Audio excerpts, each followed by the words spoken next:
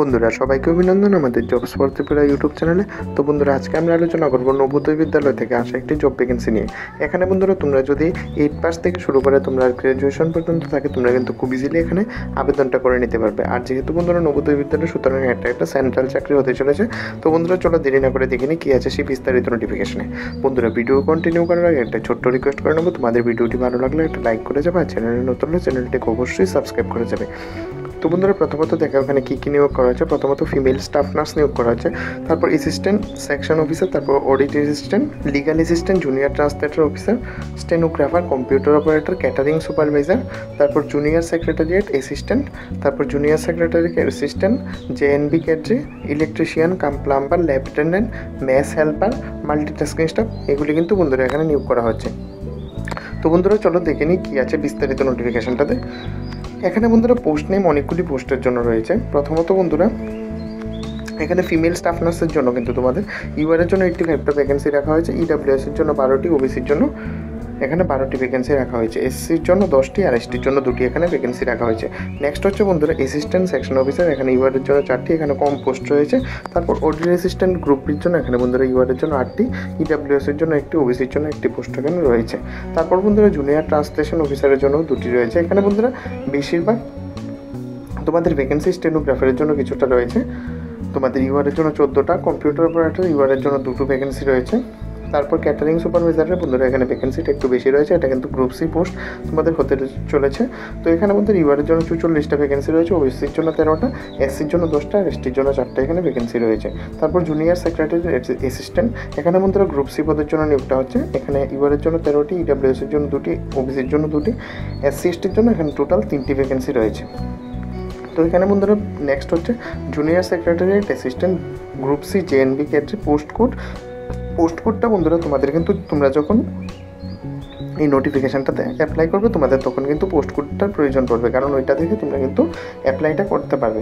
তো এখানে বন্ধুরা নেক্সট হচ্ছে ইলেকট্রিশিয়ান কাম প্লাম্বার, এখানে ভ্যাকেন্সিটা একটু বেশি রয়েছে বন্ধুরা। ইলেকট্রিশিয়ান কাম প্লাম্বারের জন্য এখানে তোমরা 10 পাস থাকলে কিন্তু খুব ইজিলি আবেদনটা করে নিতে পারবে। ইউআরের জন্য এখানে 75টা ভ্যাকেন্সি রয়েছে। তারপর ল্যাব অ্যাটেন্ডেন্টের জন্য বন্ধুরা এখানে আচ্ছা খাসা ভ্যাকেন্সি রয়েছে, এখানে 76টা ভ্যাকেন্সি রয়েছে। তারপর মেস হেল্পারের জন্য গ্রুপ সির জন্য বন্ধুরা এখানে প্রচুর ভ্যাকেন্সি বেরিয়েছে। এখানে টোটাল তোমাদের কিন্তু ইউআরের জন্য 216টা, তারপর ওবিসির জন্য 43টা, এসসি এসটিদের জন্য এখানে বন্ধুরা এসসির জন্য 106টা, এসটির জন্য 33টা এখানে ভ্যাকেন্সি রয়েছে। তারপর মাল্টিটাস্কিং স্টাফ, এখানে বন্ধুরা মাল্টিটাস্কিং স্টাফের জন্য 11টা ইউআরের জন্য, আর ওবিসির জন্য 4টা, এসসি এসটির জন্য এখানে টোটাল 2টি ভ্যাকেন্সি রয়েছে। এখানে বন্ধুরা তোমাদের কিন্তু অ্যাপ্লাই করতে গেলে তোমাদের কিন্তু তোমরা এজ লিমিটটা একটু ভালো করে দেখে নেবে, কারণ এজ লিমিট এখানে একটু লিমিটেড রাখা হয়েছে।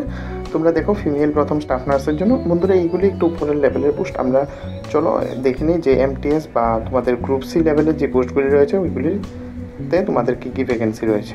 তো বন্ধুরা দেখো কম্পিউটার অপারেটর, এখানে অ্যাপ্লাই করতে গেলে তোমাদের বিএসসি থাকতে হবে কম্পিউটার সায়েন্সে যে কোনো গভর্নমেন্ট রিকগনাইজড ইউনিভার্সিটি থেকে। তারপর বন্ধুরা ক্যাটারিং সুপারভাইজারের জন্য অ্যাপ্লাই করতে গেলে তোমাদের কিন্তু এখানে এজ লিমিট 35 পর্যন্ত রাখা হয়েছে। ব্যাচেলার ডিগ্রি থাকতে হবে তোমাদের হোটেল ম্যানেজমেন্টের উপর। জুনিয়র সেক্রেটারিয়েটের জন্য বন্ধুরা এখানে তোমাদের ক্লাস 12 পাস থাকতে হবে, আর বন্ধুরা তোমাদের কিন্তু ইংলিশ টাইপিংয়ের এখানে প্রয়োজন পড়বে। তারপর বন্ধুরা জুনিয়র সেক্রেটারি অ্যাসিস্ট্যান্ট, এখানেও তোমাদের কিন্তু হিন্দিতে তোমাদের টাইপিংয়ের প্রয়োজন পড়বে। তারপর ইলেকট্রিশিয়ান কাম প্লাম্বারের জন্য বন্ধুরা এখানে তোমাদের 10 পাস রাখা হয়েছে, আর সাথে তোমাদের আইটিআই এর প্রয়োজন পড়বে, আর 2 বছরের তোমাদের এক্সপিরিয়েন্স রাখা হয়েছে। এখানে বন্ধুরা 2 বছরের তোমাদের কিন্তু ডিজারেবল এক্সপিরিয়েন্স রাখা হয়েছে। তোমাদের কিন্তু অবশ্যই যে কোনো গভর্নমেন্ট বা প্রাইভেট সেক্টরে তোমাদের এক্সপিরিয়েন্সের প্রয়োজন পড়বে। ল্যাব অ্যাটেন্ডেন্টের জন্য 10 পাস থাকলে বন্ধুরা তোমরা খুব ইজিলি আবেদনটা করে নিতে পারবে, আর সাথে তোমাদের অবশ্যই ডিপ্লোমা ইন ল্যাবরেটরি টেকনিকের তোমাদের যে কোনো সার্টিফিকেশান থাকতে হবে, বা তোমরা যদি 12 পাস থাকো সায়েন্স থেকে তোমরা কিন্তু এখানে আবেদনটা করে নিতে পারবে। নেক্সট হচ্ছে মেস হেল্পারের জন্য, এখানে বন্ধুরা কিন্তু তোমাদের এজ লিমিট 18 থেকে 30 রাখা হয়েছে। এখানে তোমাদের মাধ্যমিক পাস থাকলে তোমরা খুব ইজিলি আবেদনটা করে নিতে পারবে।